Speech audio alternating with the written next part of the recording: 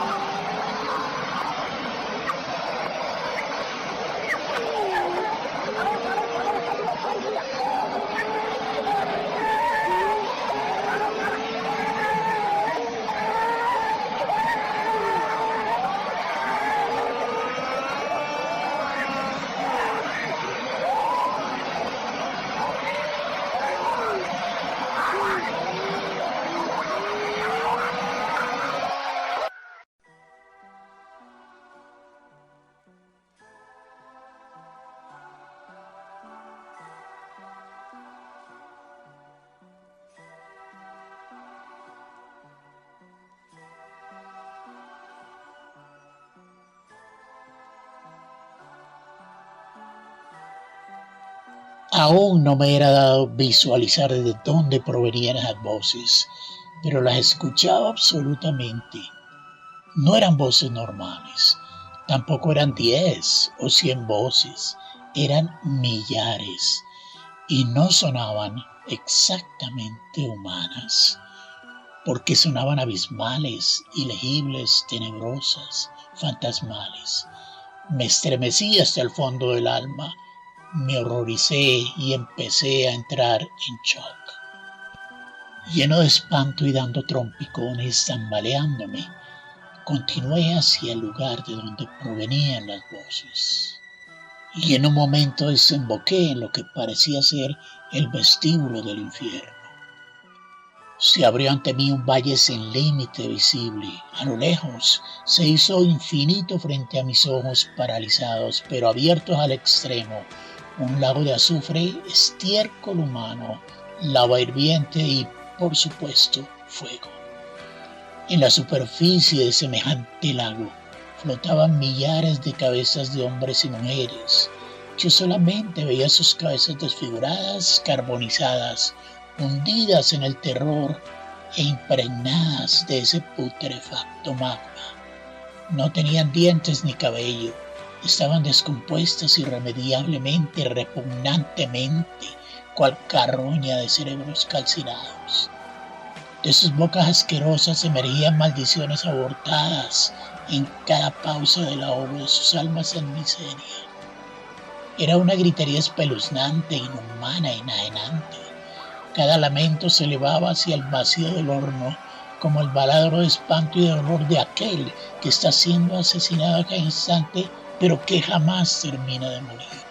Era ese un concierto indescriptible de dolor inimaginable. Recordar esto de verdad que me ha hecho llorar, me ha hecho sentir infinita tristeza, me ha hecho luchar con el deseo de querer entender la forma del perdón y de la justicia de Dios. Y hablando de Dios, bueno, que Él acalle mi vida en este instante y mi voz, si lo que les estoy narrando es una invención de mi parte. Miren que escuchar esas voces aullando en el lago de fuego, bramando al unísono, regurgitando su desventura entre el estruendo orquestal de su condena, lamentándose en amalgamado desorden con imprecaciones innombrables, fusionando su dolor individual e inexorable con el de toda esa multitud maldita por Dios, me empujó a perder el juicio. Consecuentemente, me empezó a rodear el más grande horror, el terror. Sentí mi piel amelcochada y pegada a la galera viscosa y adherente de ese infierno. La angustia y la desesperación no tardaron en apoderarse de mi ser en un crescendo. No entendía por qué estaba allí, o tal vez por un instante de locura llegué a creer que acababa de morir y que mi alma había sido también irremediablemente condenada a las llamas del averno. Ya no podía moverme. Mi cuerpo había quedado rígido, inerte, petrificado ante esa visión repugnante, pero concreta del orco. Sentí de nuevo el anhelo vehemente de evadirme, de escabullirme, de escapar, de salir del fondo de lo que empecé a creer que era ni más ni menos que mi más inmediato destino o mi castigo. Pero nada logré con el simple deseo. Tampoco fui capaz de pensar claramente porque los lamentos de esa gente, esos ¡ay! Incontables, prolongados, tenebrosos, desgraciados, esas imprecaciones de aquellas almas en atroz escarmiento, me perseguían cual tentáculos de vibración insoportable que pretendían proyectarse en pos de mi razón y mi conciencia.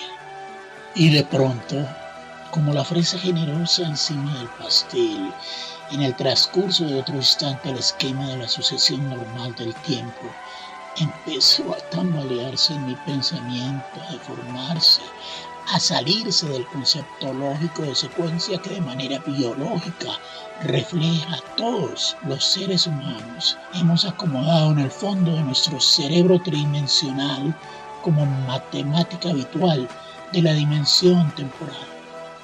En otras palabras, mi reloj mental empezó a curvarse de manera indescifrable, a degenerarse, a distorsionarse. Una vez más, no entendía nada de lo que estaba experimentando. No sabía qué me estaba sucediendo. Deseé desaparecer, pulverizarme, no estar consciente frente a esa visión. Y es que en verdad estaba perfectamente consciente y estaba considerando además la demente idea de que era en el interior de mi razón, el lugar en el cual el tiempo estaba empezando a descarriarse, a convertirse en espantosa eternidad. Al visualizarlo así, se sacudió mi espíritu entre el más profundo pánico. ¿Estaba yo realmente empezando a vivir la imperecedera condena del infierno? ¿Era esa la plataforma del tiempo allá? La lenta disposición universal de los segundos en esa dimensión, en ese escenario particular y miserable. Es que la eternidad se hace desesperadamente lenta e indescifrable en el averno para escarmiento de los actos mezquinos de la vida.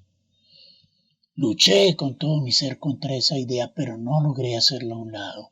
No pude desecharla. Seguí entonces intentando desplazarme entre tropiezos a este lado del vestíbulo del infierno, y mientras así lo hacía, empecé a advertir un vértigo macabro, un cuadro sensorial demente, íntimo, un ulular lleno de sonidos distorsionados e imágenes incoherentes. Parecía estar viviendo una película siniestra rodada en cámara lenta y con sus imágenes y sus sonidos revertidos. Tal vez estaba enloqueciendo. Me detuve una vez más. Mi corazón amenazó con estallar. Quise gritar, llorar, clamar. No podía hacer nada más. Y es que por más que lo intentaba, no podía por mí mismo crear la forma de sellar mis ojos y mis oídos a toda esa escalofriante panorámica con su estruendo.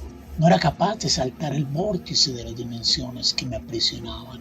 No me era posible volar con todos mis sentidos a cualquier parte para huir de aquel hedor, de aquel calor, de la sed agobiante, del aturdimiento de la locura, del estallido de mi corazón, del traqueteo de aquellos lamentos, de esas caras desfiguradas por el terror, de los fusilazos de oleadas de fuego que estaban siendo aventados hacia la más negra penumbra que cualquiera pueda jamás imaginar entre las sombras.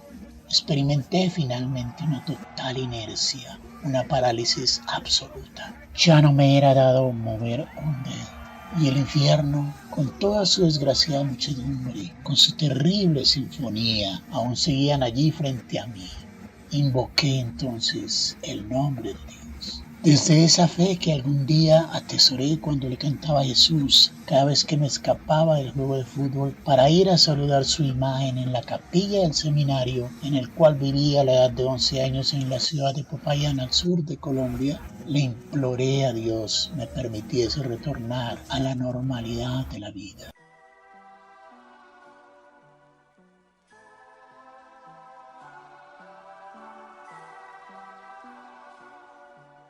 Debo creer que él me escuchó. Debo creerlo con toda mi alma, pues supe inmediatamente que algo o alguien, algo que no fue precisamente un elemento del poder de mi conciencia o de mi reacción pliométrica, me arrebató hacia la linealidad habitual de la existencia y no tuve que regresar caminando. Allí estaba, en una fracción de segundo, de regreso en el apartamento rentado por mi madre, sobre mi cama, en mi cuarto, pero temblando y sollozando inconsolablemente. Traté de respirar despacio. Elevé una oración íntima, primero con mis propias palabras y luego con el Padre Nuestro, la oración que Jesús le enseñó a sus discípulos allá en Galilea. Traté de asimilar la vivencia que acababa de atravesar o la lección que acababa de escarmentar. Se diluyeron los segundos, recuperé poco a poco el ritmo normal de mi respiración. Y bien, hasta ese momento había venido creyendo que todo había sido solo un sueño fantasmal, una escalofriante pesadilla, nada más. Pero estaba equivocado, absolutamente equivocado. porque de repente, mientras elevaba yo esa oración y respiraba profundo y observaba la luz que estaba entrando pálida a través de la ventana de mi cuarto, percibí un olor nauseabundo flotando a mi alrededor. La evidencia era el olor del azufre en combustión, era el hedor del sulfuro del infierno. Me estremecí de nuevo, pero esta vez hasta la médula del alma, si es que se puede decir así. No sé cómo, nunca lo sabré, pero me había traído conmigo esa evidencia, el espectro del sulfuro. Era irracional pensarlo, era descabellado. No tenía sentido aceptar que de verdad estuviese yo advirtiendo ese olor a este lado de las dimensiones. El Averno, con toda su tenebrosa parafernalia, habían quedado atrás en ese abominable y subterráneo búnker. La visión pertenecía al pasado, así fuese por el vuelo de un instante. ¿Cómo era posible entonces que el olor a azufre me estuviese persiguiendo hasta mi cuarto? Me invadió una vez más el espanto. Me asaltó de nuevo la escena de todo el horror del orco. A punto de enloquecer una vez más, miré a todo lado. Removí las sábanas, las cobijas, todo. Los alvéolos de mis fosas nasales se dilataron e intentaron desprenderse de la mecánica de lo incomprensible, de la maraña de lo absurdo. Volví a evocar a Dios. Fue entonces que cuando, quizás por reflejo de la angustia, reparé en mis manos. Había enormes concentraciones de ocre sulfuro sobre los montes de las palmas y en las estribaciones de los dedos de mis manos, también en el arco de las uñas. Mi corazón empezó a desconectarse de su ritmo normal por enésima vez en menos de 2 horas. Allí, ante mis ojos, tenía la prueba física de que lo que mi espíritu acababa de experimentar no había sido un simple sueño, una pesadilla o una alucinación. Opté por restregarme las manos contra el blanco de las sábanas desesperadamente. Luego volví a mirar. Ni las sábanas ni mis manos habían cambiado en nada. Repetí la operación. Las manchas no desaparecieron.